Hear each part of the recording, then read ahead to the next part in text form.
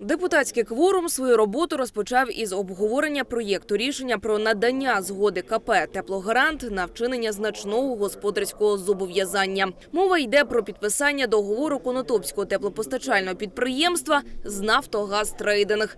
Такі вже підписали у багатьох містах Сумської області. Альтернативного газопостачальника немає, пояснює заступник начальника управління ЖКГ Григорій Павлюченко. Розмовляв на нараді «Вода» шостою з начальником управління. Вони підписали цей договір. В Сумах також всі підписали договір.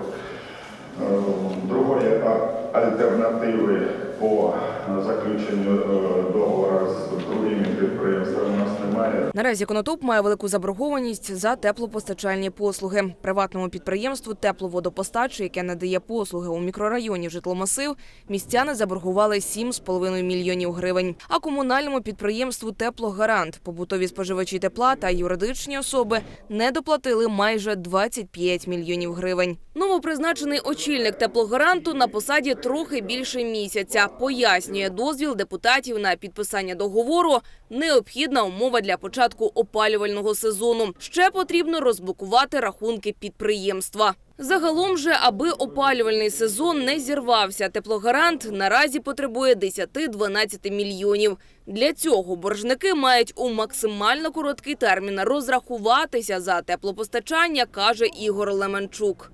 По заблокованих рахунках ми маємо рішення суду на 4 мільйони. Від населення ми приймаємо платежів кожного місяця порядка мільйона, півтора. Це така сума, яка не дозволить нам безпроблемно по нових договорах, які нам пропонують НАК «Нафтогаз України» через посередників товариство з обмеженою відповідальністю «Нафтогазтрейдинг», викупати у них по існуючим умовам газ і надавати комплексні послуги з теплопостачання. Новий договір із газопостачальником депутати вимушені підтримати через відсутність альтернативи. Цей договір, звичайно, скотський кабані. Вибачте, можливо, за слово. Він дійсно нас відправить не то, що до стінки, а до стінки в куту. На 100%. Але з іншого боку, у нас виходу немає. Просто якщо ми не підпишемо, нам не дадуть газ.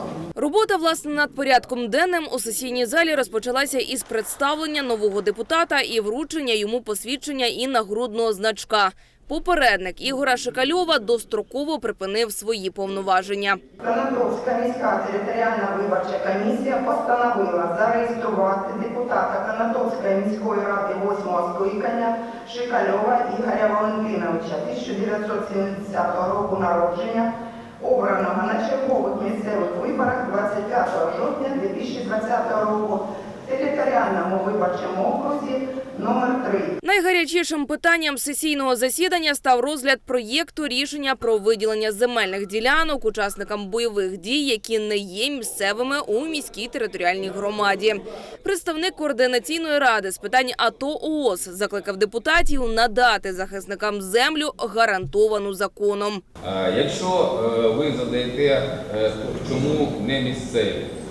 По-перше, ці документи були подані ще 2 роки тому, і за 2 роки вони тільки дійшли до Конотопа.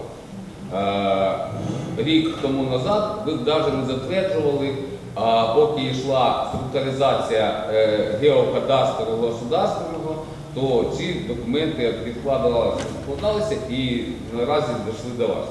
Проте 3/4 необхідних депутатських голосів рішення не набрало. Емоції представника від атовців хлинули через край. І він накинувся з образами на депутата із президентської політсили. Ти ублюдок, понял? Вот я тебе говорю, что ты ублюдок. Понял? Ты ублюдок. Ты не одного точно ни хера не сделал. Після перерви на сесії встигли розглянути ще кілька земельних та соціально-економічних питань, а ще дізналися про стан підготовки навчальних закладів міста до нового навчального року. А от про складнощі опалювального сезону депутати та міський голова мають намір поговорити на засіданні робочої групи вже завтра. Ольга Тарасенко, Володимир Богдан. Новини «Правда тут».